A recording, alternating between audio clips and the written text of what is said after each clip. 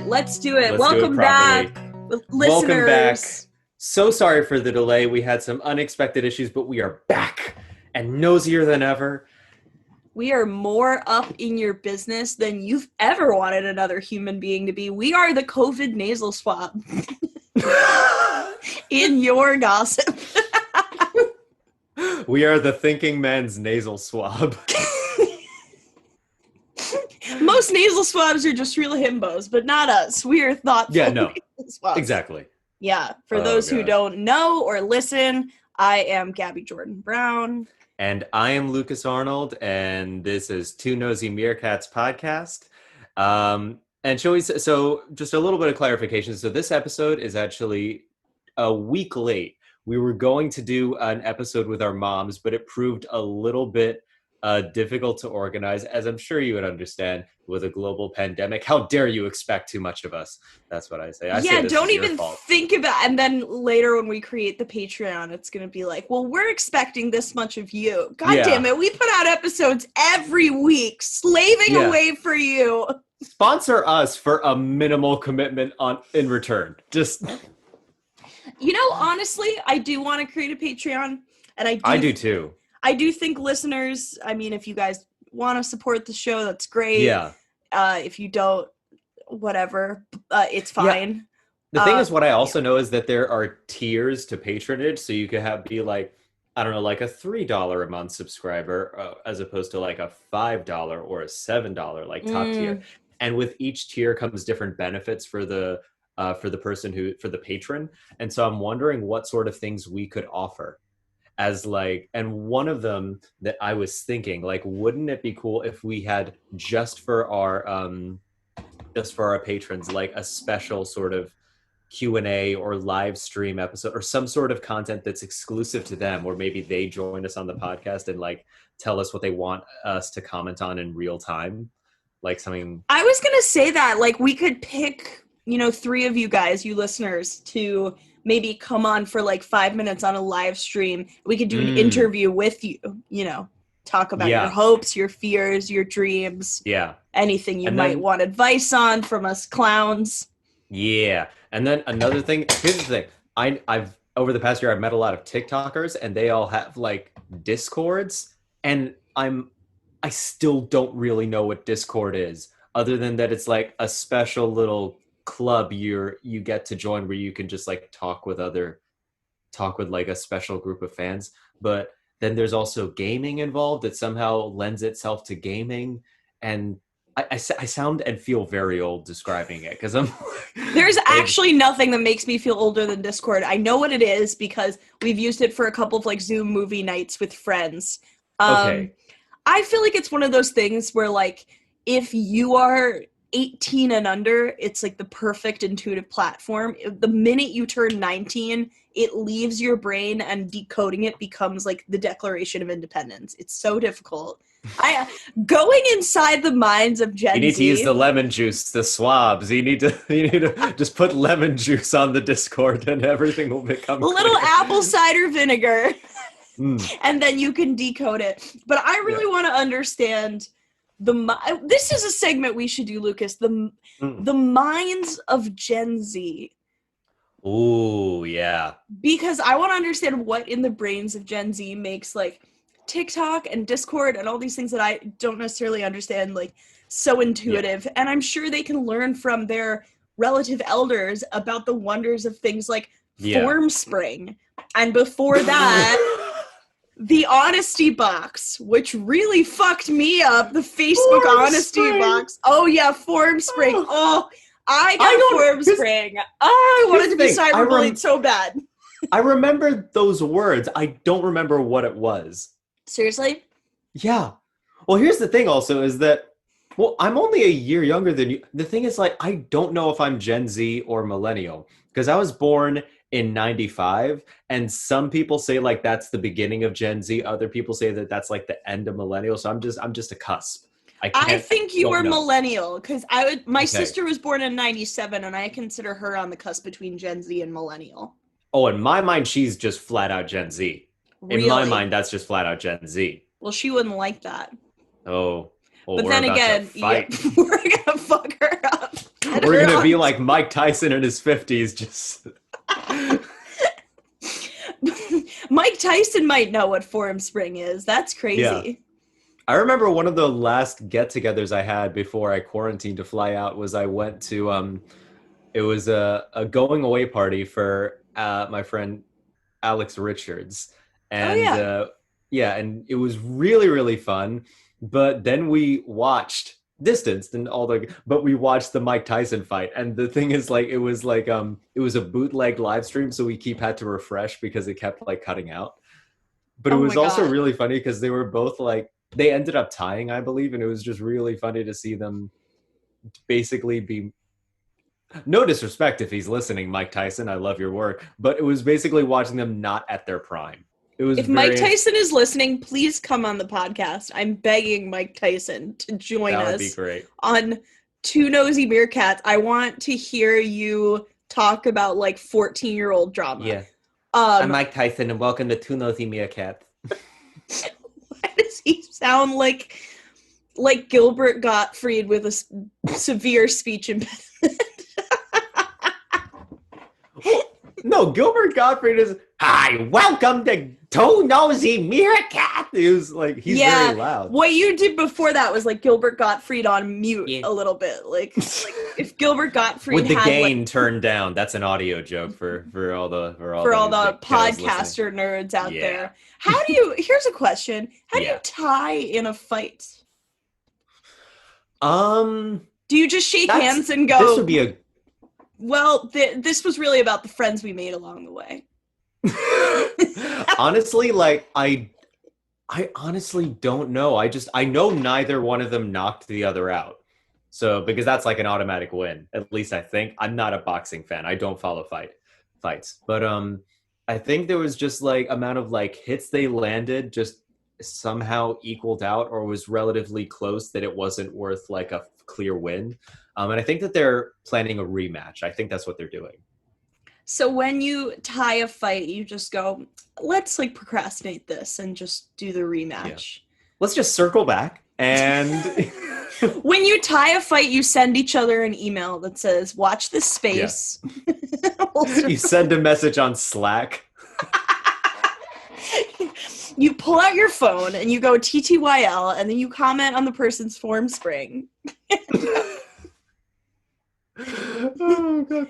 Wait, can I ask, like, what was that reminds me, like, when did you get on Facebook and what was your behavior like as a baby Facebooker? Oh my god. Because when I think about like what I was like, I think I was 13 or 14 when I first got on Facebook, and I wish I didn't get social media at that time.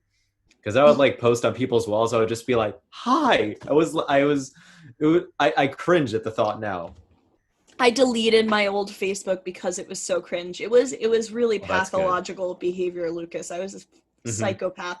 I don't believe I got Facebook later than some of my peers. I feel like I got it like end of 8th grade.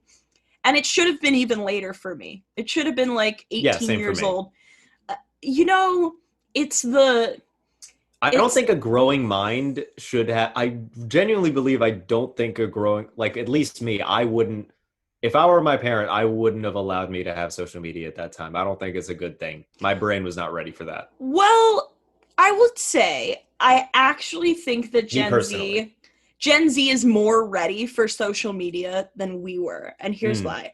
I think back then, it wasn't so common that we were all being surveilled. It wasn't like such common knowledge. Now I feel like every single person like grows up, or at least in American society, with the intuitive knowledge of like, absolutely right. Everyone is watching me all the time. Like, people are probably watching me jerk off. People are probably watching me like what books I'm reading. People know what articles I'm reading on my phone. So like, there's no way to avoid that, but I might as well like curate an image out of it. And for that reason, I think that even the cringy TikToks I see from like young people are like just a lot cuter than what you and I were probably posting on Facebook. That's very true. My Facebook behavior was insane. It was so bad. I used to post like, I mean, the thing about 8th grade is you just think you're the funniest, smartest person in the room. So I'd post like, Gabby, how you used to have to do it in third person. And then you could say like, Gabby Jordan Brown is like short white Oprah, and then in parentheses I go,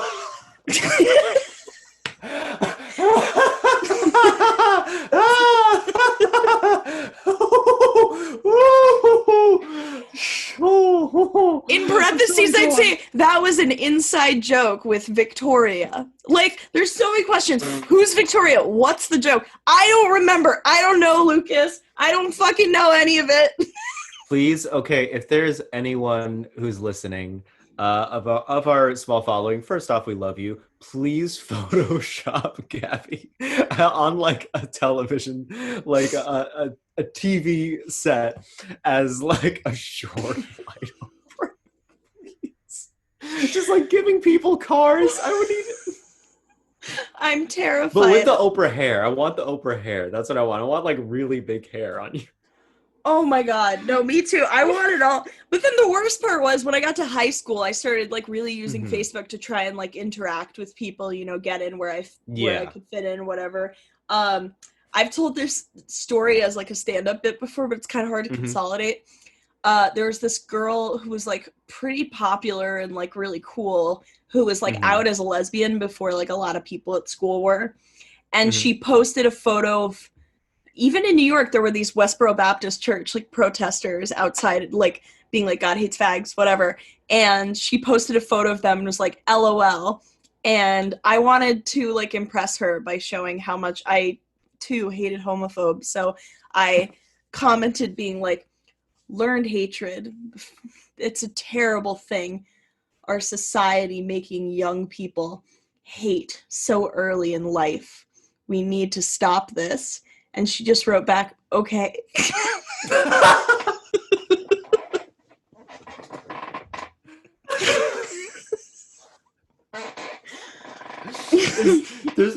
There's no way you could that could make you feel smaller. That is no, my God. I was a speck. I was like, no, never mind. I hate gay people too. It's fine.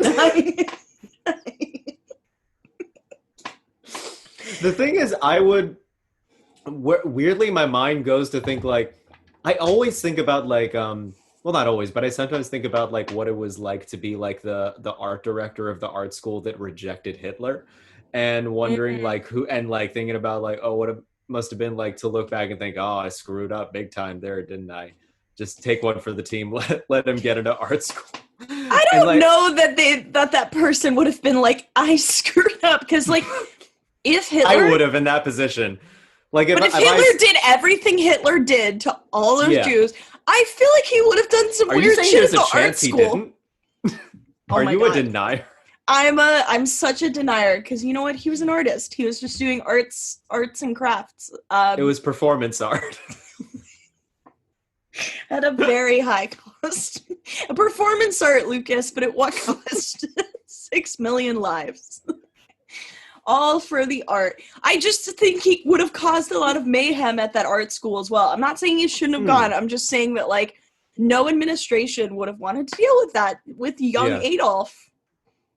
But this is like the philosophical question, you know, like a train car is headed towards a track with one person on it. No, wait, it's headed towards 5 people on the train track. Do you flip the switch to turn it over to the track of 1 people? So yeah, it's the trolley problem. Exactly, the trolley. I think you stopped the train.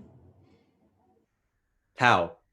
With the brake. I don't know how trains work. You don't get but you don't get access to the brake. You only have access to the switch, changing which track it goes on. Why are you driving the train and you don't? No. You're not on the train. You're on a bridge overlooking everything, but somehow you have. Why am I on a bridge? Who's driving the train, Lucas? Are you driving the train?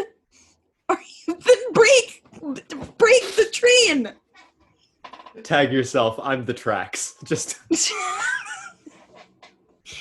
I'm the one person, like, well, of course, wouldn't it suck to be the one person in the trolley problem that's, like, to the side? Because most people are going to choose the harm reduction method and be like, well, yeah, I guess I'll kill one person. It's like, you know, if you end up being the one person, there's 5 other people on one track, you're like, of course it would be me in this situation, you know? These 5 people are all on one side, just chilling on vacation. Here I am, the one person alone tied to these train tracks. No one's thinking to break the train. It would. That's such a me thing to be on these train tracks. That's Classic me, alone on the train tracks. How did I record scratch, freeze frame? How did I get here? Yeah. Oh, I just remembered something. We were talking about like internet and how like people who grow up with it more, as I think younger generations are, so they're a little more attuned to like what's appropriate, what's not. And I remember like I saw a photo of someone took a candid picture of Zuckerberg and there was like a big online scandal that he like covers, he has a sticker over the camera on his laptop. Oh. Did you see that? No. So even he doesn't trust his computer or the websites or anything. He's like, fuck this. And it does make you wonder, what do you think he's hiding? Probably everything. View? The fact that well, I mean, I guess the first thing is his naked body, because like you can be Mark Zuckerberg and know everything in the world, and at the end of the day, you're still kind of homely and gross, and you don't want the camera seeing all of that. You almost feel bad for the FBI agent watching a naked Zuck. One can't help but feel bad for the FBI watching Zuckerberg naked. Maybe that's why you put the sticker on. He was like, this is an act of charity. This is mercy. He's a good man. He doesn't want anyone to see him naked. Even he and his wife probably had sex with the sheet on, like Orthodox Jews.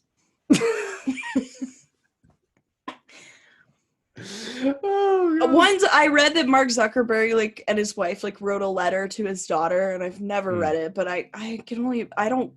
What do you think the letter says? Because I imagine is it like one of those things like, oh, open this when you're 18? Is it like that kind of thing, or because they only just started having kids very recently, I guess. Maybe it was like an open letter, I think. I didn't read it, but I feel like it just must say, like, dear child, like, I'm sorry that I made this 2016 election so difficult. You know, don't let the kids at school make fun of you for it. It's not your fault. Also, you shouldn't have been born, because I shouldn't have gotten together with such a hot piece, because I'm so ugly and weird and I don't deserve it. If it's Zuckerberg himself writing it to his daughter, I imagine it would be like, here's how to make facial expressions. 1 eyebrow raised, quizzical. Step 2. It's just like, these are the emote. This is how to emote that I learned later in life, because he's got quite a stony face and a weird fringe, very weird fringe. Bang. Read Mark Zuckerberg's letter on Facebook's privacy-focused future. No, that's not right. Aaron Sorkin, open letter to child. Oh my God, my Google search. Were you confusing Zuckerberg for Aaron Sorkin?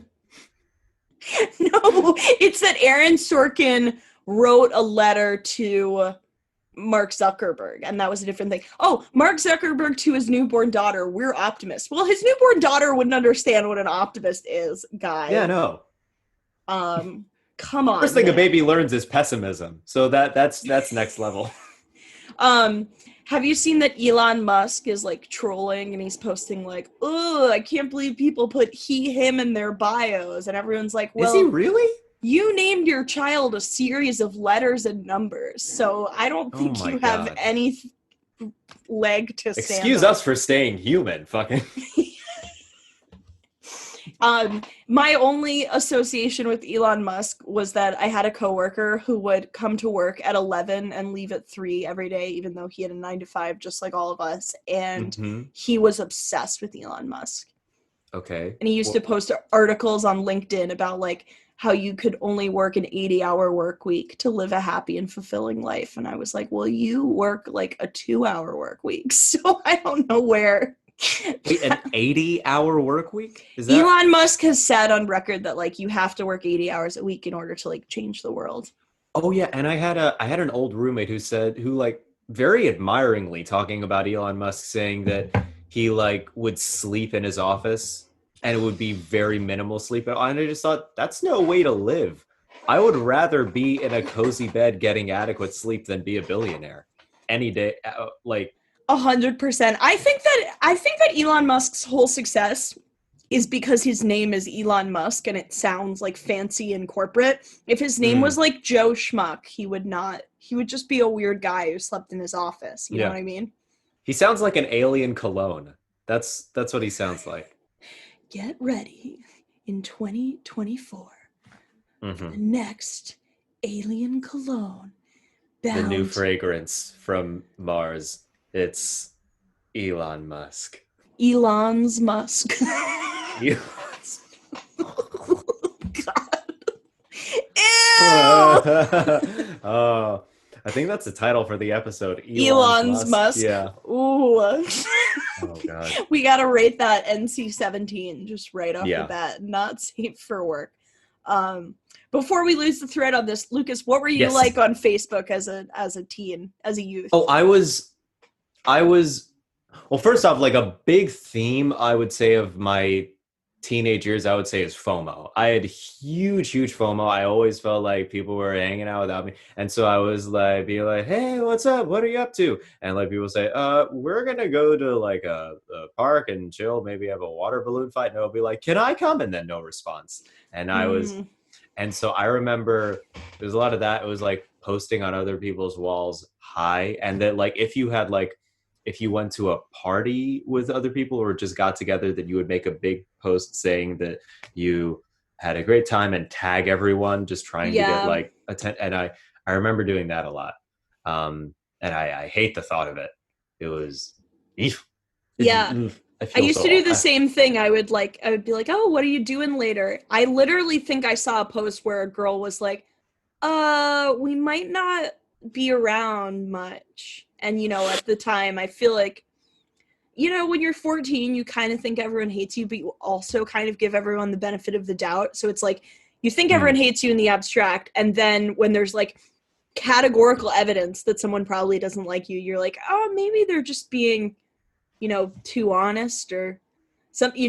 There's like a defense mechanism thing to be like, well, maybe they don't mean this horrible slight that they just did. And then it's like when you're 18 or 19, that resentment builds up. You're like, wait a minute, hold on, that girl was so mean to me 5 years ago. And by then this girl's probably like at college studying astrophysics and there's nothing you can do about it. I also remember, I do remember like I'm not sure if I talked about this on the podcast, but I remember it was in like my first couple of days of high school that and I was like a theater kid and I was in like a theater class and we had like free periods and we could sit in the hallways and just chill and have our lunch, do whatever we wanted during these free periods. And I just joined this group of like other theater kids in my class and they had already very quickly become like a clique. But but it was like within just a couple days, I thought we were all getting to know each other. So I sat down with them and within like 15 minutes, they started just trying to subtly tell me that they didn't want me there until they were actually yelling at me, leave. No. And I remember my face felt hot and I just quickly just grabbed all my stuff and went away. Oh. And it was very jarring. And it was honestly, I would say a major reason why I still have a fear of intrusion. Like I remember if we were like mic hopping, going to different open mics, if I saw like a small cluster of comedians who I knew, and I would consider myself friend or at least beginning to get friends with, because I was still only in comedy not that long, I would not feel comfortable going up to talk with them or sit by them unless they called me over. Yeah. I wouldn't want to just like plant myself and just force myself in that space. That still really terrifies me, the idea of intrusion. It's and so interesting you say that. I've told that to other comedians. They were like, Lucas, you can sit with us anytime you want. Just don't think about it. And I was like, I know, but it's still, yeah.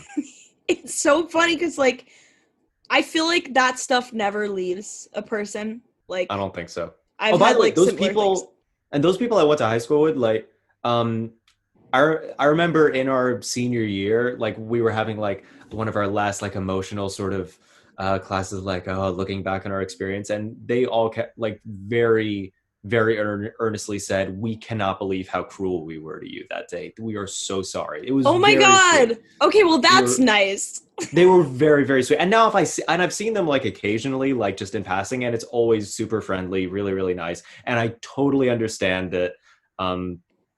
That they're sorry and they're like, we're just bitchy kids. It happens. And I don't hold anything against them. I really don't. But I am very afraid of intrusion. It's still a big fear for me. Yeah, it's hard because those are the kind of things that almost feel like,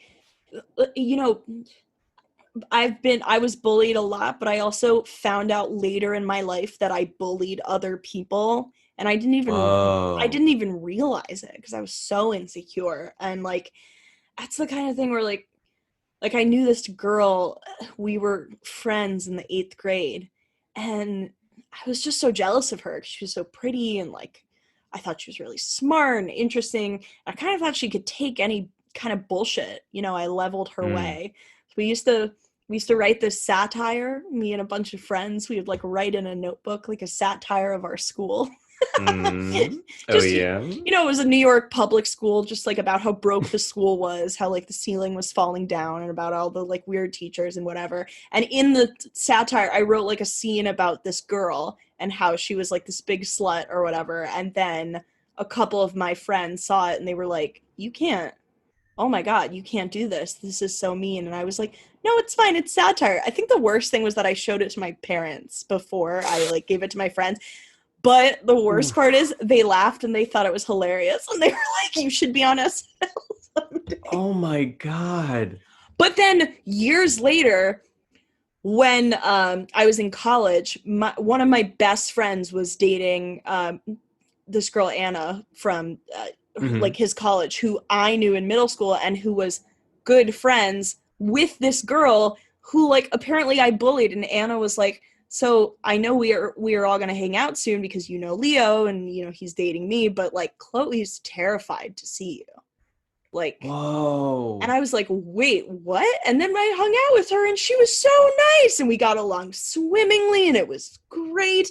But I think I didn't know that I like occupied all of this space in her life. And I bet you anything if like, you went back to those kids and Mm. they probably understood that it was like a very cruel thing to do to you, but they also probably see it as like a funny memory they had in freshman year where they like didn't know how to tell a guy to leave when they all wanted to like fuck each other in their little clique. um so they're probably just like they if you were like that left a huge dent in my life, they would probably Mm. feel so bad because I feel Oh yeah, so no. bad about being so mean to this nice girl. But then I Yeah. also hope that my bullies feel bad about all the mean shit they said to me. I hope Joey from LaGuardia feels like an asshole for coming up in my face and screaming, "You're not funny and you'll never be funny." Like, I hope that he feels so bad. But the fact Yeah. is, he probably doesn't even remember that he did that. Yeah. I did I mention the time I talked about a dog with a long tongue? Did I mention that? I don't think so. What? I remember, so when I was in high school, I was at a party and we're having a nice time just chatting and I was in a circle of people. For some reason I got to talking about this dog that had it was a video I saw on YouTube. I'm sure you can still find it. It's a dog called Brandy. It's a boxer. And this dog had a 7-inch long tongue. And when it was in the summer, this dog would pant and the muscles would lax even further and the tongue would extend to 15 inches. Can You I can get ask a how to tan. measure it? I don't know. But the thing is, I mentioned this and I was like, oh yeah, I saw this video of a dog with like a 7-inch long tongue. And then I didn't get the response I was expecting. Everyone was looking at me like very scared and horrified. And then I don't know if you've ever done this, but I sort of listened to the echo of the sounds that came out of my mouth. And I realized I accidentally said 7-inch long penis. And and then I just turned to my friend Ashley. I was like, did I just say penis? And she said, yeah. And then I just left that circle. I just walked away. So I just made people thought that I was looking at like animal porn or something. I was that was But that's the tough thing about being a kid, because like when you're a kid, you're in that conversation, no one knows how to react, everyone looks at you funny. When you're an adult and you have that conversation with like funny, nice, evolved people, if you yeah. told me, Lucas, like a dog had a 7-inch dick, I'd be like, "How do you know? Who measured it? Like, what are the questions?" And then you'd be like, "Oh my Yeah. God, I'm so sorry, I meant tongue." And then I would respond, "Haha, that's crazy. What a Freudian slip. But I was hoping the Yeah. dog had a," and then we would just banter from there. But when you're a Yeah, yeah, kid, yeah. every little thing that you say wrong Yeah. feels like a bomb in the conversation. Well, you're also so much more vulnerable when you're younger. You're so Yes. much more, but I remember actually it was on the flight over to London. I actually on the same flight was one of the dudes in that circle. He happened to be on the same flight, and I hadn't seen him legit since that night.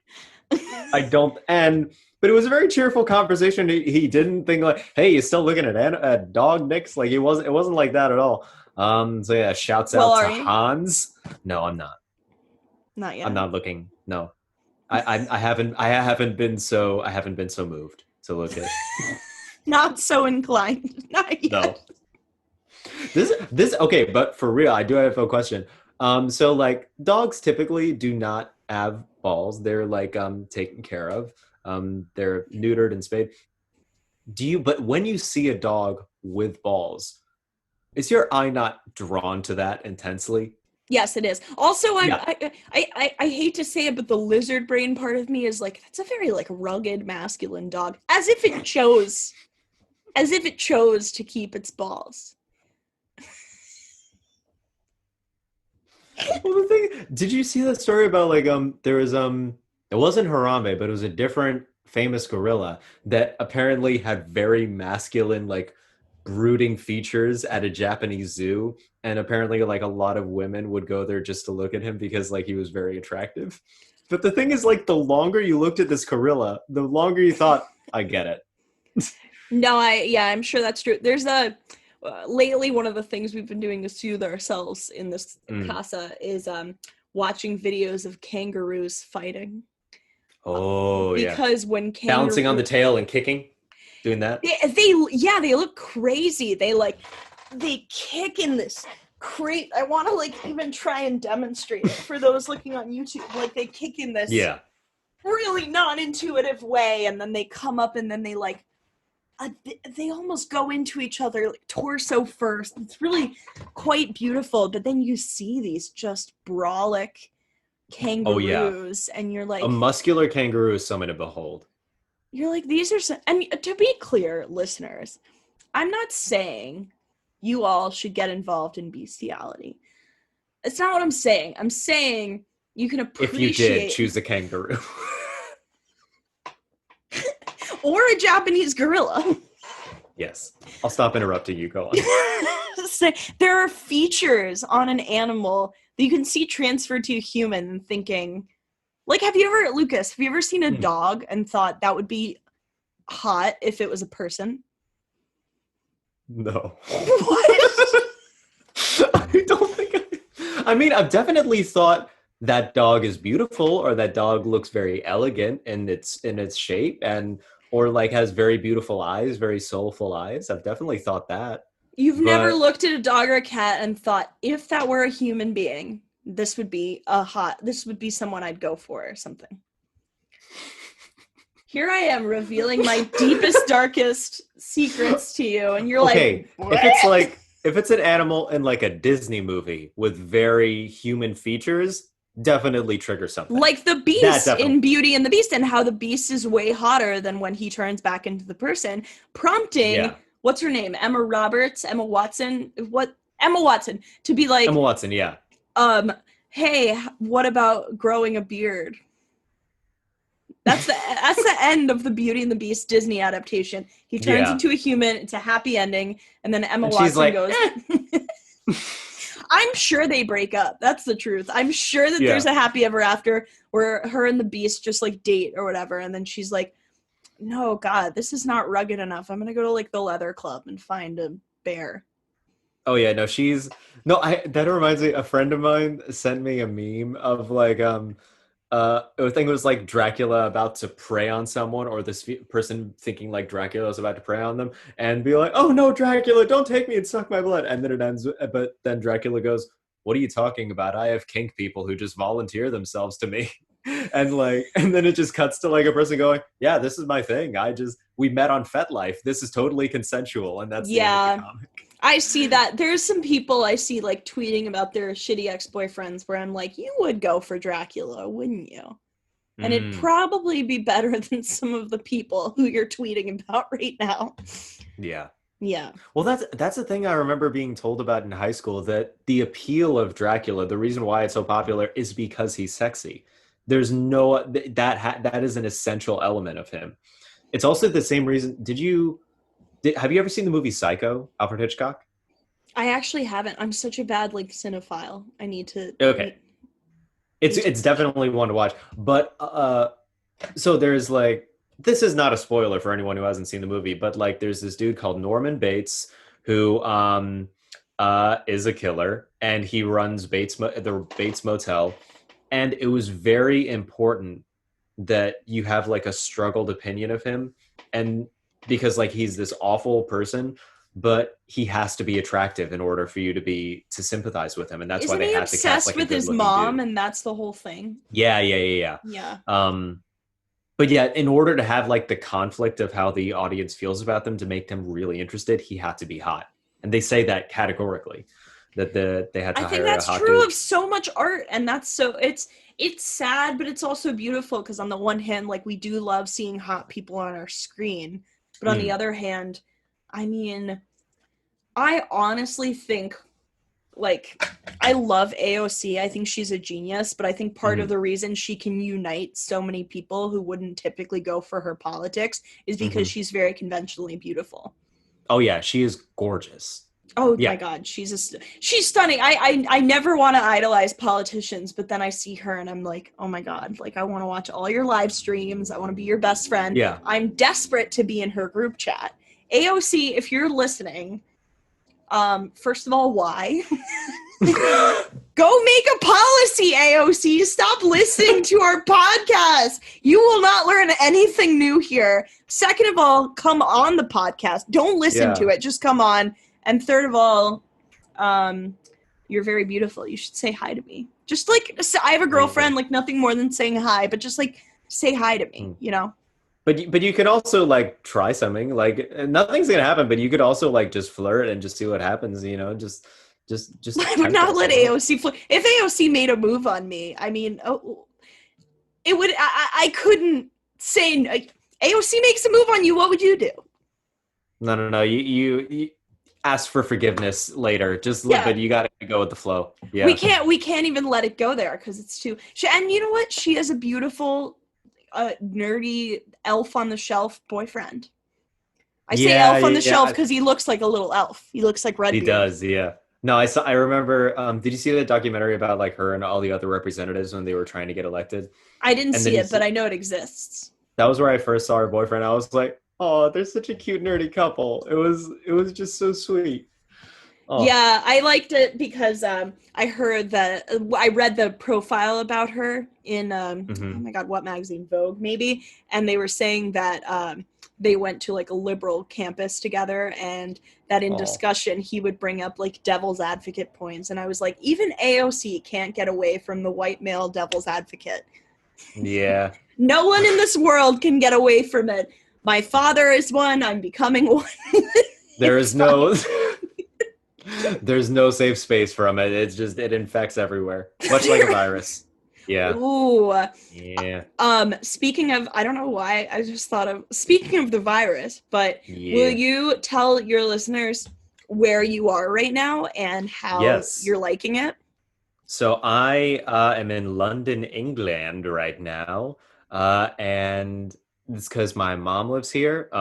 For anyone's curious, I was born and raised in New York. My mom was there for me when I was raised me in New York. And she when you were born, you were gonna say. When I was born, my mom was there. One quick one-liner. There's a great joke by Stuart Francis who said, "I didn't know my mom very well. She left before I was born." And I love that one so much. Anyway, no, but my mom moved back here 5 years ago to take care of my grandmother who has Alzheimer's. And so that's why she lives here. Anyway, so I am here. I have not seen my mom since last year. Usually she comes over twice a year for like my birthday and Thanksgiving. And then I go over here at some point in the summer and for Christmas. But because of COVID, we haven't seen each other since Christmas last year. And luckily, very, very luckily, I was able to get a ticket and come here. And then a new strain decided to say hi, and who knows what'll happen. Yeah, can you leave England? This is interesting. I've looked up the information, And a bunch of countries have banned travel, not the US. What the US is doing is they're just restricting travel to those who have tested negative before departing.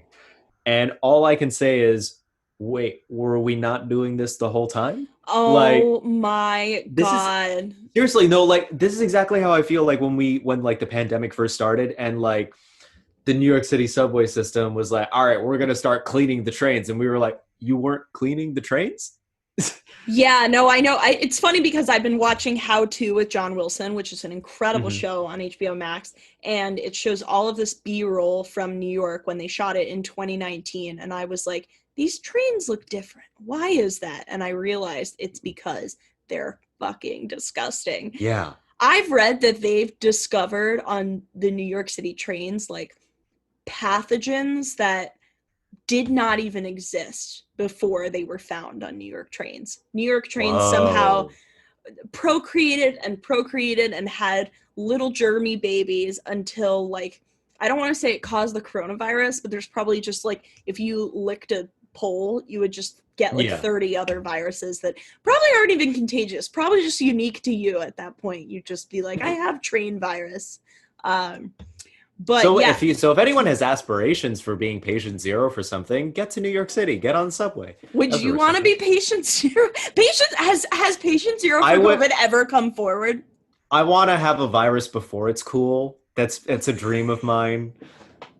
No, but for real, can I just say like so before I flew out, I quarantined for 2 weeks. I didn't go out for anything that wasn't necessary, as well as getting tested.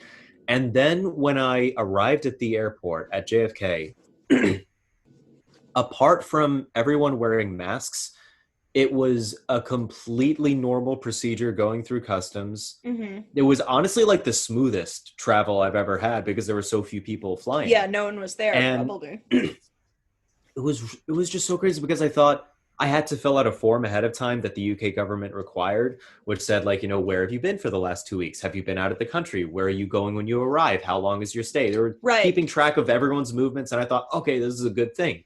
There's probably going to be someone at customs who wants to have my printout of the form and ask me to confirm.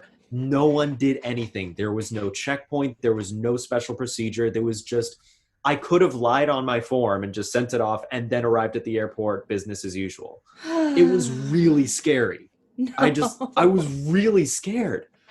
Oh, and can I say, okay, I'm sorry, but I need to talk about this because it's made my blood boil. Yes, Is that please. when I arrived here, it was like early in the morning, and as I was in the car with my mom, uh, I could see kids on their way to school in their school uniforms.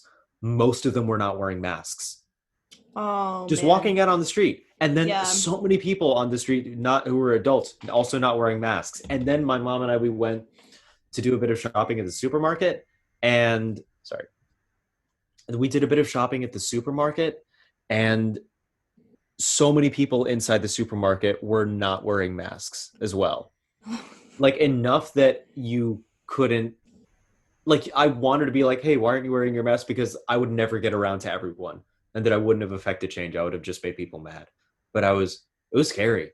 You Shit's know, crazy in this country. honestly, I feel like Western culture is very weird about masks to begin with. Mm. Um, I don't know that I really ever want to stop wearing masks, even like when this all goes away. Like, obviously, I'm not going to be like in the club dancing to WAP in my mask, but like on an airplane, in the supermarket, I'm starting to be like, damn, there's really no reason for me to just like be cool with people just breathing all over me. Like I look at old TV shows now and movies, and I'm like, that's gross. Like you guys were all just in huge crowds, like no mask, just vibing, Yeah. And it makes me think about how like people have said that the spread of COVID in certain Asian countries like was pretty contained because just most people intuitively wear masks Yeah, they were anyway. already been wearing masks. Yeah. Yeah. So it's like I don't know. I think that Western culture is just pretty weird about public health in general. I think there's It this weird is. thing where we all want to make Yeah. it one big club, and everyone wants to be in each other's space because just, that's how you do things. And there's no reason that that's how any of us should do things. That's true, but at the same time, as like gung-ho as I was about wearing masks, I love not wearing masks, and I miss the time where we didn't. It Oh was my just God, so much same. easier. I get it. I used to be able to just go to a party and take a joint from whoever, and I'd be like, Yeah, what yeah. is it? And then they'd be like, I don't know. And I would just take it, no questions asked. And you'll be like, We I'm both young. grew up in New York City. We were probably, if you like, I had like the spatial skills of just an anvil, and I grew up riding the Mhm. subway and like kind of like barely looking where I was going. If that's your case, Yeah. you're probably immune to lots of shit by now. Like, I've touched a lot of high touch surfaces in my day. I've breathed on a lot of people. I've made out with a lot of people. The world, Okay. well, We got a badass over here. I meant that from a germ perspective, not like a sexual bragging perspective. I've actually not You know where you're. I've actually not made out with that many people comparative to probably like how much other people have made out with people. It's hard to say. Okay. Wait, What do you how think many? for you? Wait. How do I compare to most people? Yeah. Um, that's very tough. I mean, like, well, the thing is, I saw someone say like a national average of like how many people a average person sleeps with was about 8.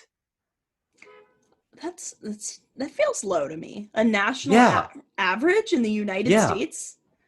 I think so. I saw that it was like 8 people was like the average count, and I Well, was like, that oh, feels to me about like how they say like the average person eats 8 spiders a year. Like to me that feels like you're most just like people making out with people in your sleep, just like they live in the walls. They just come out and just slobber all over you in your sleep. it feels like most people maybe eat 1 to 2 I can't spiders a believe you year. equated that to What? spider. It's like I'm equating it from a statistics standpoint. Most people maybe swallow 2 spiders a year accidentally, obviously not on purpose, and then maybe one person just loves eating spiders and eats 50 of them, and Yeah, that's what ends up ultimately making the average so high. So yeah, maybe it's like all these people who like only marry their high school sweethearts. They all sleep with one person, and then there's the people yeah, whose yeah, yeah. body count is like in the hundreds or so. And then all together it creates the average Yeah. of 8 people. Well, that's an interesting thing in terms of like which average. I'm guessing from that statistic they meant the mean. So adding all of them together, then by dividing it by the total count. And I'm curious what the mode is. The mean, median, and mode. You're like the most frequent number that How would I people have. even Google search this? How What is the mode of? what is the mode of how many sexual partners people Yeah. have? Oh, my Google searches are awful. Um I'm very intrigued now. And then average what the median is? Oh, there's hours of fun to be had here. Here's our process. The average Hmm. number I can't find the mode. I keep finding the God damn the, it. the mean. This is the science that needs to happen. We got to figure this out, Lucas. We got to Yeah. ask every I single want person in the I United want all States. I want all 3 averages. I want the mean, median, and mode of people's body counts. I want it now. And isn't there a fourth one, or am I bugging? Is there a 4th one? I always remember just mean, median, and mode. That the one that fits like most in the center, the one that's most frequent, and the one that's like a typical Mean, average that's median, like mode, and range. range. What was that was like the top minus the bottom, Yes, wasn't it? honey, Yeah. we've got range over here. Mm. Mm. Wow. Ugh. This is Wonderful. such a nerdy but sexy conversation. I like it. Yeah, no, this is how you know we're probably are we Yeah. lower than the mean or higher than the mean? Though that's the question. You and I, well, we were higher than the mean. But We're lower no than the peasants. mode. Oh yeah. Lower than the mode? Maybe. Maybe. And we're right on the median. Yeah, we are the median. This two We nosy are a medians. factory. We are the median. Nosy medians. Wait, Who has the time to be the top? I'm gonna pee and then think about this more. I'll be right back. Yeah, go pee. Okay. I've arrived. I'm back. Sorry, listeners. I'm on my crimson wave. Oh. Mm-hmm. How many days in? How are you faring? I got it on Christmas. Classic anti-Semitism. From my body. God damn it. And homophobia, because your body makes no room for Jesus, literally. Just like my body rejects Jesus coldly in his tracks. I'm like, I don't want to fuck Jesus. I don't want to. My mom always said a funny thing about nuns. She was like, how are you all married to Jesus at once? I mean, doesn't that technically make him a polygamist? Yeah, because it's not polyamory. They're not getting it. Well, then again, I know that a lot of lesbians go into nunnery, so maybe behind the closed doors they're getting it on with each other. But I don't think officially that's what's going on. So it's polygamy and not polyamory. So ooh, interesting. I've been thinking a lot about polyamory lately because I've been watching The Bachelorette, which I just finished.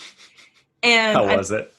Oh, it was great. It was great. It was weirdly heartwarming because I feel like I've been reading a lot about how, Bachelorette and Bachelor has been going on for so long that everyone's trying to make the most shocking possible endings and everyone's trying to manufacture the biggest surprises in TV. But in this one, the biggest surprise was just that everyone was nice and mature throughout it. There was just a really solid, sweet proposal. And then before that, there was a guy who quit because he was like, honestly, I thought I was ready for marriage, but I'm not. And you're great. I don't want to, lead you on when I probably can't commit. And then he left. And then there was another breakup where the Bachelorette said to this guy, like, hey, I really like you, but you're agnostic and I'm a Christian. And my faith's really important to me. So it's nothing on you. I just don't want us to get married. If you're That's a very mature thing to say. I really respect that. It was wonderful to see. I think the biggest surprise, maybe other people would have wanted to see super messy, disgusting television where people get their hearts ripped out of their chests. But it was nice in the year of our Lord 2020 to see just grown adults making informed love decisions and genuinely creating connections that either would or wouldn't work out, and just everyone being kind and civil along the way. That's beautiful. That genuinely makes me so happy anytime I see that happen. I love that. It was great. It was great. I love that show. But I've been thinking about polyamory in regards to it because I'm they really trick all these monogamous people into being in a polycule for a little while. They're all dating her. And then they have to bro out and sit together while they talk about the dates they're going to have with the same girl. You know. Do you ever find yourself going on YouTube rabbit holes about more Mormon polygamous families? I've gone that a couple times, just seeing how they rationalize it, and they always say oh, it's so nice just to give someone else my husband and just get rid of him after a while. I was like, it sounds like you don't love him. I was like, it doesn't sound like you like him that much. It's funny because I feel like maybe they all get to be friends because they're sharing a husband. They get to come back and be like, oh, Dave was so annoying today. I know he does this ridiculous thing. And then they all bond about it. And then Dave comes in and is like, all right, I'm sleeping with this wife tonight. And the other wives are like, good luck, sweetie. Make him come tonight. make good choices. Use a condom. We don't want a third half sibling. Wear your coat. It's cold outside. I really believe that at the end of the day, any consensual lifestyle is probably not only fine for the people doing it, but also worth exploring and asking questions about. I would be very curious to one day on the podcast get 3 different guests and they all do different just dating stuff. Maybe one of them's a polygamous, polyamorous. Ooh, just asking about about just behaviors or relationships on the fringes of what's typical. That's very interesting. I like that. Yeah, like someone who maybe like got monogamously married super young, someone who's like a polygamist, polyamorous, and then someone else who like maybe has made an oath to stay single forever, and then just see how they all compare Yeah. their experiences. What I'm very fascinated about is something I don't understand necessarily is people who are asexual but romantic. And I'm very curious about like how they express that side. That's something I'm very fascinated by.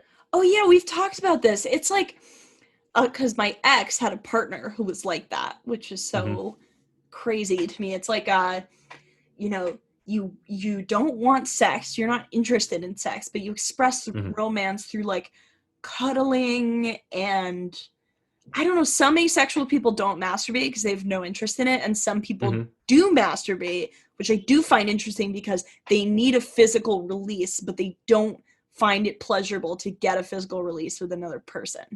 I had a roommate, actually, a roommate when I was in college, who she told me, she was like, I don't really feel attracted to people, but I still bang.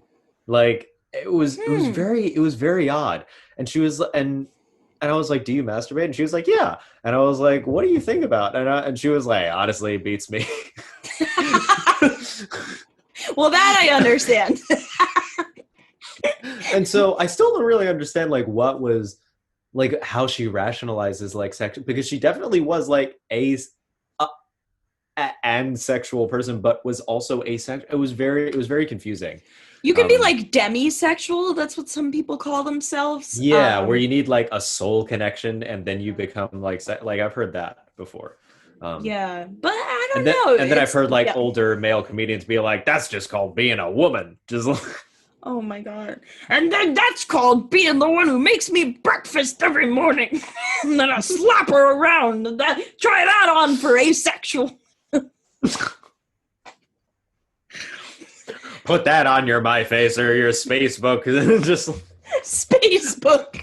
I had a history teacher in social studies teacher in high school who said, he sounded like Bernie Sanders a little bit. Shout out to Mr. Dreyer.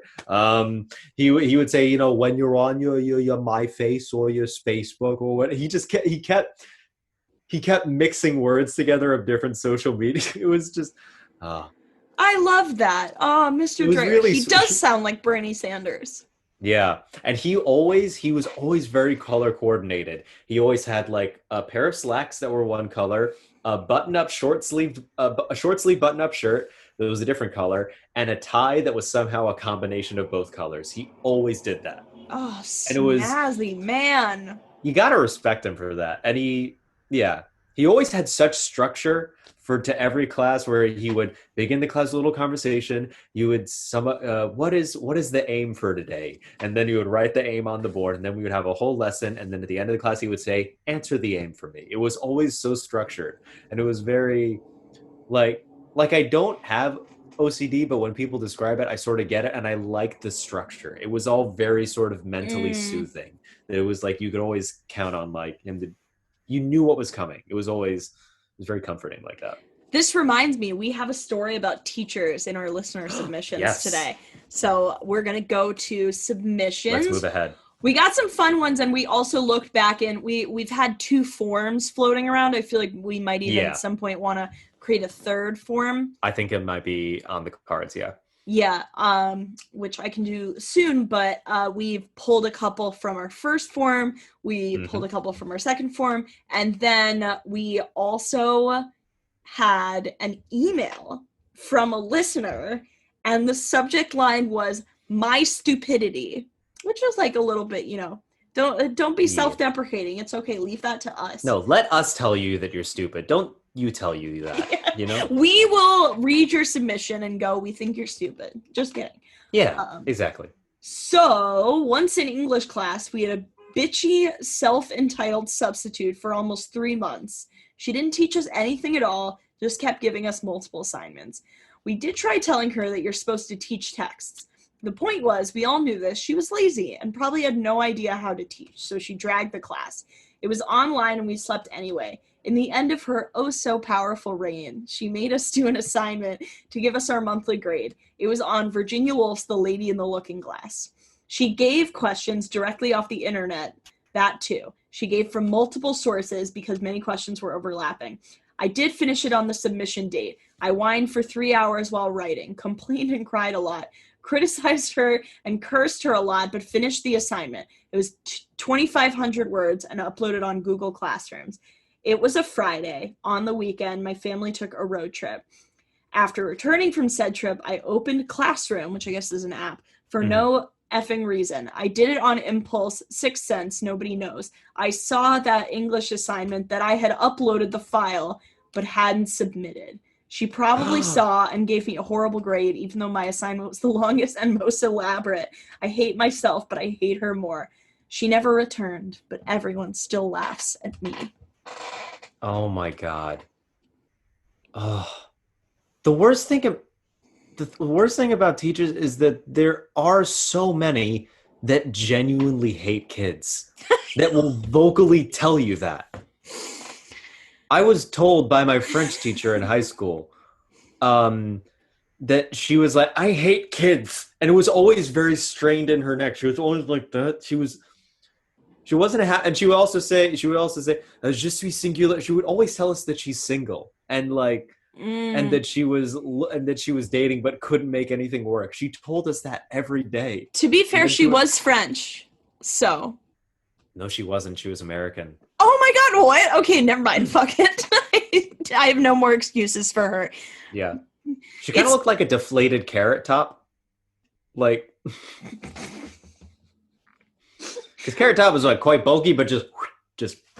I'm just imagining like a flat, just like balloon of a person. She looked like Gumby, but with Carrot Top hair. Oh my God. So you guys are married. Yeah, and we're expecting our first child. Oh, baby carrot. Baby carrot top. Carrot bottom. Oh God. But yeah, there are mean teachers out there. And did you ever have like a teacher that you tried to tell your parents about and your parents wouldn't believe you? Yes, I had a teacher. The one I told you and Dan Frank about, who screamed at a child being like, yes, you don't really know who Desi Arnaz is. My dad didn't believe me that I kept. So one thing I wanted to say, which is a good preface into this, is that like, I feel like as adults, our mind goes to, you read a submission like this and you go, okay, well, maybe this teacher isn't so bad. Like maybe this is just a kid complaining about a teacher. But then you remember like teachers that you hated as a kid and you're like, no, that person was bad, was bitchy, was entitled, and nobody believes me. Your whole life as a child, you get gaslit about like your bad teachers. So this teacher, I was telling my dad, like, this guy, Dr. Vincent, he's so awful, he's so bad. My dad said, I don't believe that he's as bad as you say. And then he gave me this crazy like pen that recorded like before like voice notes and everything. He was like, use this pen and like record all of your notes or like record like everything he says. It's gonna look like you're taking notes, but you're gonna be recording him. So I did it and then I gave it to my dad and he listened and he was like, oh no, this guy's the worst. Oh yeah. The teacher at one point sang us like he was like, Marilyn Monroe sang to JFK, happy birthday, Mr. President. It had nothing to do with anything we were talking about. He just wanted to sing Marilyn Monroe's song to JFK. He just wanted to have his moment in the sun. So yeah, it's like there are many bad teachers that your parents don't believe. And I think part of it is maybe like, when I feel like a lot of teachers are really bad and hate kids, like you said. And it's like when you tell your parents over and over again that a teacher is bad, they're like, well, you told me this one was bad. And there's no way lightning can strike twice. Well, yes, it can. In fact. I was listening to a recording a friend of mine made from high school in which a teacher that we both had talks about how there was a recording in which this teacher that we both had to her class was shouting at the class because she was blaming them for taking over the world one day and killing her.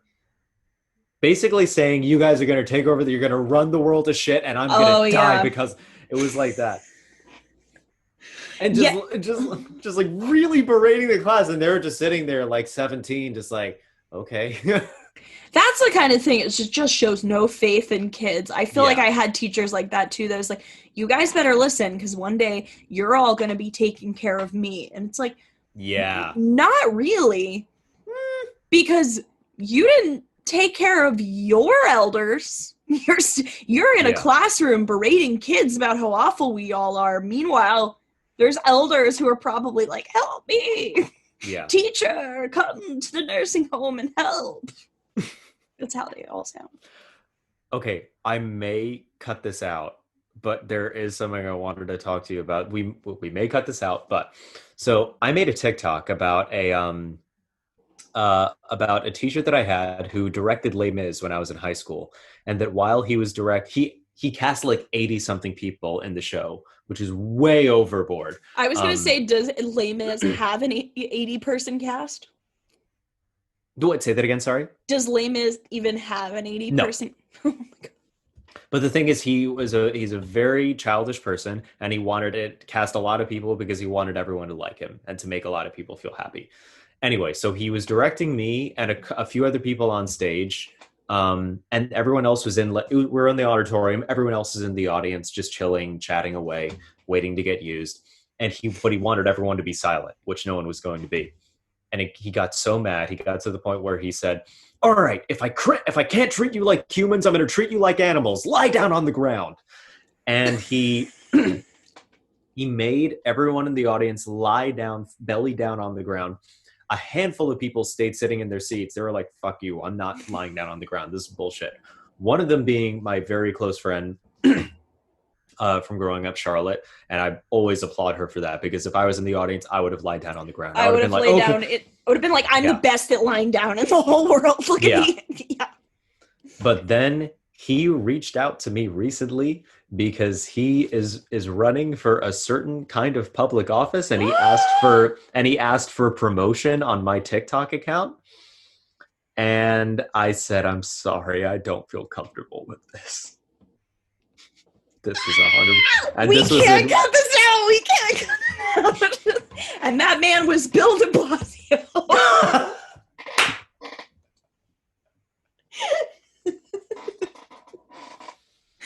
Yeah, and then he had a minion, an ex-student of his, DM me on his behalf, being like, "Hey, did you hear from so and so? He wants to talk to you about something." And I was like, and I genuinely, because I was messaging friends of mine from high school who we all had like the same opinion of this dude, and they were like, "Ask her if she's okay." And so I asked her, I was like, is anyone making you send this message against your will? I was just like, are you doing this of your own volition? She was like, yeah. And I was like, okay.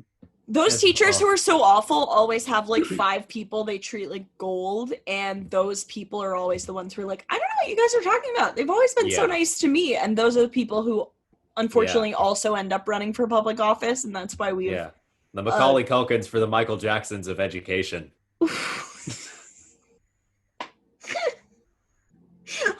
Congress is run by a bunch of Macaulay Culkins. That would be better.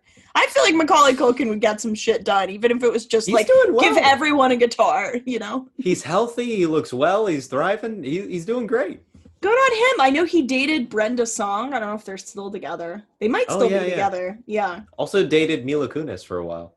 Really? Oh, that Mila. Wait, I thought she was still with Ashton. Oh, no, this was way before Ashton. Okay. So is Mila still with Ashton? Yeah, I think so. Okay. Well, good for them. Yeah. Holy shit. So, yeah. Don't I would say don't promote it on your TikTok. Oh, I'm not going to. Good. No, but here's the thing. I genuinely thought about doing this just as like to add insult to injury, because I thought, okay, if he's sending this message to me, by the way, he sent me like a barrage of messages being like, hey, we could do this and this. Can you help me teach me about TikTok and like help me?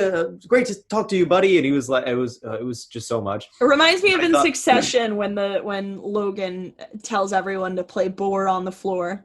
It's like the CEO of the media company. Mm-hmm. He tells all of his employees, like, I want you all to crawl around and slobber like pigs. Boar on the floor. Boar on the floor. Oh my God. Reminds me of But that. but I thought, okay, if he's sending me this message, he probably hasn't seen the TikTok that I made about him, in which I was like very clearly slamming him.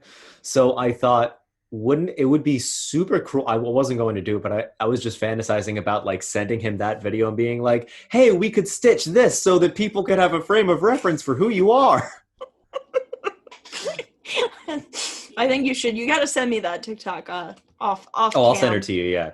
Okay. So should I read another submission? Do it. Okay.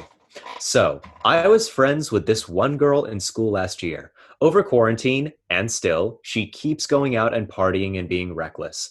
When I try to look out for her, as a friend does, she gets super angry with me. She ended up blocking me on Snapchat for no apparent reason, but whenever I see her around school, she's super cool and smiley.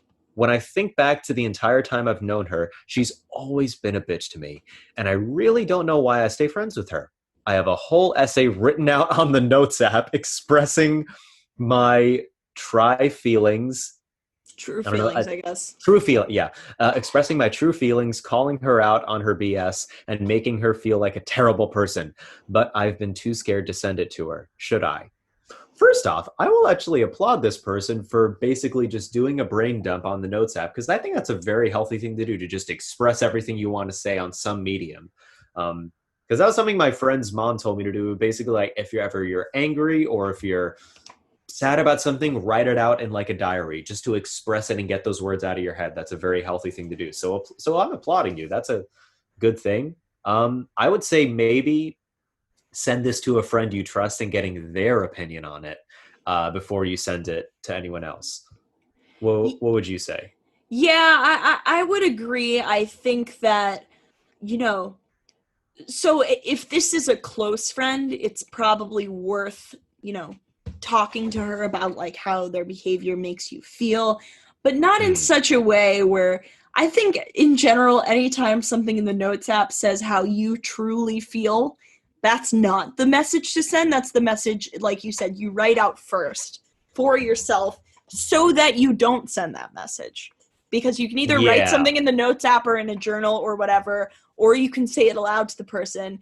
And that's not what you want to do, because it's ultimately not going to get your message across. It's just going to communicate raw anger. If there is a message you want to get across, you could be like, hey, here's what I felt that your behavior like signified for me, and here's why I personally didn't like it. And so for that reason, this was hurtful, that was hurtful, yada yada. I would not send your first draft ever to any person. Yeah. Yeah, always some sort of peer review is good. And in general, anytime you got a grievance with someone, it is always better to have it said in person. It's always more honest, more respectful. It's also harder for that person to escape from what you're saying, whereas if you're just sending them a message, they can choose not to read it or delete it or whatever. So yeah. But it seems like you have a good head on your shoulders. I will say that. I mean, like, this person seems very reckless. But yeah, you're also still in school. You're young and dumb, and so you're a fucking moron. Just kidding. I do think that, anytime also that the message is inclined to like make someone feel like a terrible person, it's like, well, that's also not the goal. Your goal is to use I statements and be like, I felt this way because of something that you said or did. And because that's all you can say. You can't say what stuff is or what happened. You can say, this is what I think happened. This is how I feel. This is how you make me feel. This is the effect I think you're having on other people. Those are, Yeah, it's harder in quarantine because it is hard to see people in person. So if you are going to send a wall of text, it should be a wall of text that's more about like, describing the specific things that you didn't like, but not being like, you fucking bitch, because that they're not going to take anything in you say after that. I mean, people just shut down when it becomes epithets as much as you think it's like, when it's raw anger, you're like, I want to hurt this person as much as possible, but it's not actually the way to get something to lodge into their brain. And then, ultimately, I was going to say, and then like, if your goal isn't actually to communicate with this person, if ultimately they're not a friend you want to keep, you could just write that wall of text and then, yeah, like you said, read it to another friend, because that's therapeutic in itself, and then just never send them anything. Yeah, 100%. All right, so I think we're actually getting on to time. So how about one more, and Let's do then it. we will call it a day. Okay, I like this one. I don't have a story, but rather a question. What do y'all think of thirst traps on TikTok? And what kind of thirst traps do you see most? For me, I'm a queer mixed race lady, and I get a lot of thirst traps made by mostly Asian dudes, hot, or cosplayers. Sure. Mm. And while they are appreciated, part of me sometimes hates that I am not conventionally attractive enough to post such a thing. Like, I wish I had the confidence to film one, but I also don't want to get caught by my mom one day. Also, are thirst traps supposed to make you horny on the spot? I have a really low libido. I used to identify as asexual before I realized I did have a smidge of sexual attraction. So my reaction to thirst traps is, ooh, I like the camera work, nice abs, or nice makeup, or whatever. Maybe that's why thirst traps don't always work for me. LOL. Whoa, there is so much going on there. Lot going on, for sure. That's a. So would you read like the first couple of sentences again, or like Yes. I don't have a story, but rather a question. What do y'all think of thirst traps on TikTok, and what kind of thirst traps do you see the most? So those are the first two things. Then she goes Yeah. into, she said she's a woman. Yeah. That I mean, she feels not yeah. conventionally attractive enough to post one, that she also doesn't necessarily like feel horny when she sees them, because it's like, are thirst traps supposed to even do that? Why do people post one? Yeah. Okay. Well, I guess. Well, first off, do you have an opinion on seeing thirst traps on TikTok or other social media? I don't have any other opinion than going, ah, that person's hot. That was nice to see. I sometimes post my own thirst traps, but it's not when Mhm. I like want to make people horny, you know? I'm like, you know, I mean, I'm like a nice committed relationship. It's like when I'm Gabby, it's feeling. okay to say you want to make people just a little bit. You can say it. It's okay. No, but it's not about that. It's like when I'm Mhm. fucking feeling myself. When I'm like, Mm. this is like the hot. People are always like, oh, thirst traps are meant to get attention or whatever. Mm. They're not meant to get sexual attention, I think, because if I were single, oh, maybe they are meant to get sexual attention, but by that logic, I would only post a thirst trap if I was single, you know what I mean? And I agree, if I Mm. was single, I'd probably be posting different kinds of thirst traps than I do now. But Yeah. the thirst trap, the reason I would post something like on, and I'm talking like on Instagram or Twitter, because I don't really like know what a thirst trap on TikTok would even seem like or look like, but I would post them when I'm like, I like how I look today, I like how my hair looks, I like how my face looks, and I want other people to see it too, for whatever reason. Yeah. Yeah.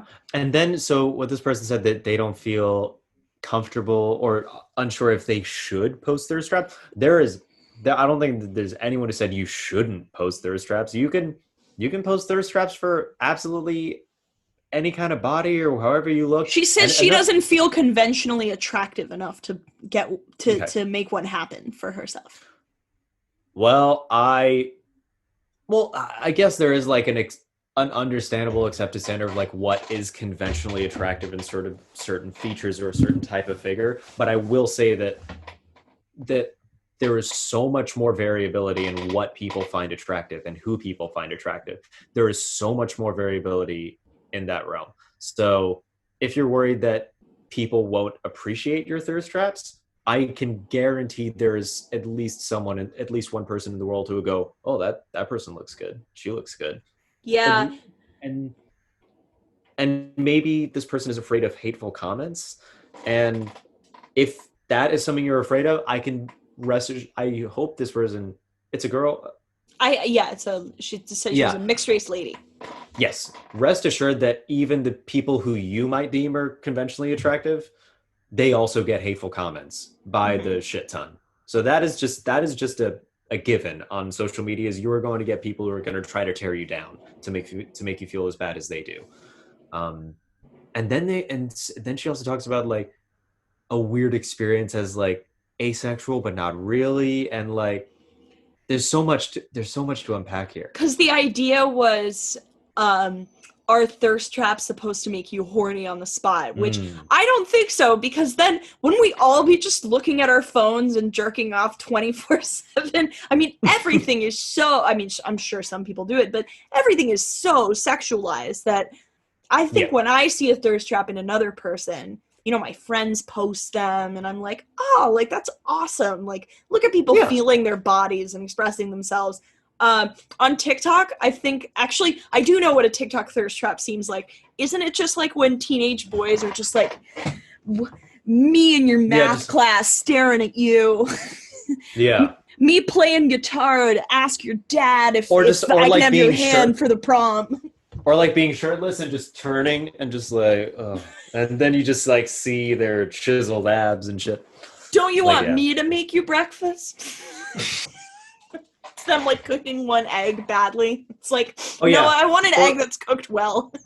Yeah, or if it's like a woman who's like in a bikini top with like really, really big boobs and she's like cooking something and like, but it's very clear that what the algorithm picked up on are people's just eyes glued to titties.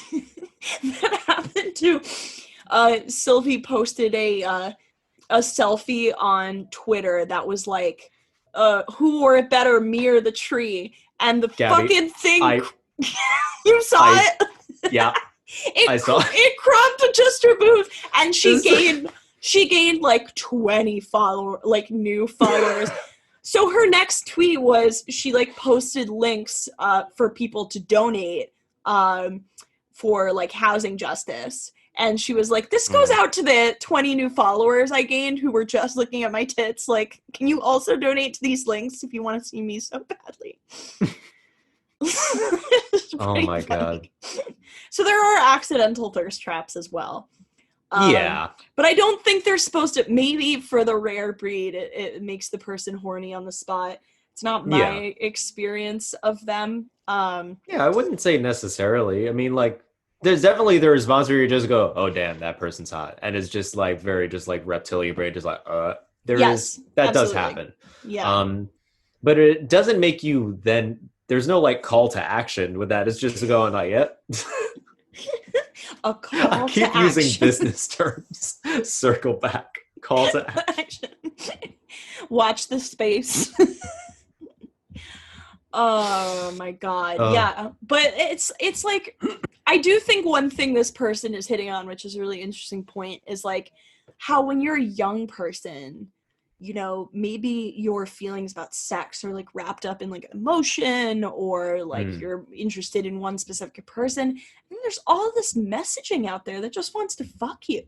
You know, you go on TikTok and you see all these muscly people or like, you know, POV, I'm the boy in your math class who stares at you all day and like, oh my God, there's so many of those. Yeah. It just or POV, I'm your girlfriend, and it's just someone going, hey King, could you talk to me about your Star Wars action figures again? Like, it's almost tongue in cheek, but it's all there's so many different, it's become its own genre, like a subgenre of TikTok of like POVs.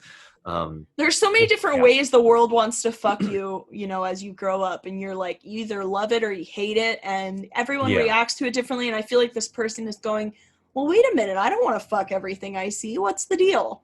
What's the deal with wanting to fuck everything I see? But, you know, at the end of the day, you don't have to. Everything's personal choice. You don't have to post thirst traps. If you do post thirst traps, they can be because you think you're beautiful. And that leads me to my next thing I wanted to say, which is about this person saying, oh, I don't find myself conventionally attractive. That feels to me like something like someone said to her once and like it just stuck in her head, you know? I thought a different thing. What I thought was that she has maybe looked at like movie stars, models, singers, whatever, and thought, I don't look like this person, therefore I am not attractive. That's what I thought. That's what I was thinking of, just like the subconscious comparing that this girl might have done. That's what I thought. And thirst traps, honestly, like, you know, by no fault of anyone's own, like, can reinforce that too. Like, just by mistake, you know, like, it can, you know, you look at your Instagram over and over and you're like, all these people, like, I don't look like that. Like, but I don't know. At the end of the day, it's interesting. Because, like, it really just comes down to your own confidence level. Yeah. Like I was watching the Nancy Meyers movie, The Holiday, and Cameron Diaz's character meets Jude Law's character. Oh, and I love that movie. It's a great movie. And she love that tells one. him at one point, she says, "My ex-boyfriend said I was bad at sex." And then Jude Law's like, how can that be possible? It's really not that difficult. And she was like, I don't know, but you don't forget a comment like that. And then they have sex, and the next morning Jude Law is like, your ex-boyfriend was wrong about you. And it's just one of those things where, like, if someone tells you you're bad at sex or, like, you're not conventionally attractive or whatever, that just sticks in your mind. But then the next person is going to come and be like, who told you that? Because I don't think so at all. So I hope that's helpful. Exactly. The first person to, like, put an opinion on something that you're vulnerable about is going to define your world until the next person who says something different. And it's kind of like a first breakup. Like, your first breakup is just going to feel like you're being ripped apart because you've never gone through that before. Right. And it's sort of like a tidal wave or a fire you just sort of have to go through, that hopefully you don't have to go through, but it's something that is very typical. It's like the first time Moses parted the Red Sea. Yeah, as opposed to the other times he did, like just going back and forth to Egypt. I heard tidal wave. I thought of that. I think you're confusing Moses for Harriet Tubman. Yes, classic me, confusing Moses for Harriet Tubman. That is just so me, Lucas. I'm always like, who was it? Who freed who helped people on the Underground Railroad? Was it Moses? Who led the Jews through Israel? Was it Harriet Tubman? I don't know. And on that note, we will see you next time for another episode of Two Nosy Meerkats. Thank you very much. Please keep submitting if you go on our Instagram at Two Nosy Meerkats, you will find a link to our submission form where you'll be able to submit your stories, habits, fears, interests, whatever, for us to comment on. Please follow us on YouTube as well, where we also post all our episodes. And thank you very much. Gabby, anything to say? You're welcome. No, just kidding. Thank you, guys. And have a good night. Night. Okay. And would you switch to gallery mode in your version? Oh, I'm already in gallery mode. Sorry, I wasn't in speaker mode. Okay. Okay, so now do some claps.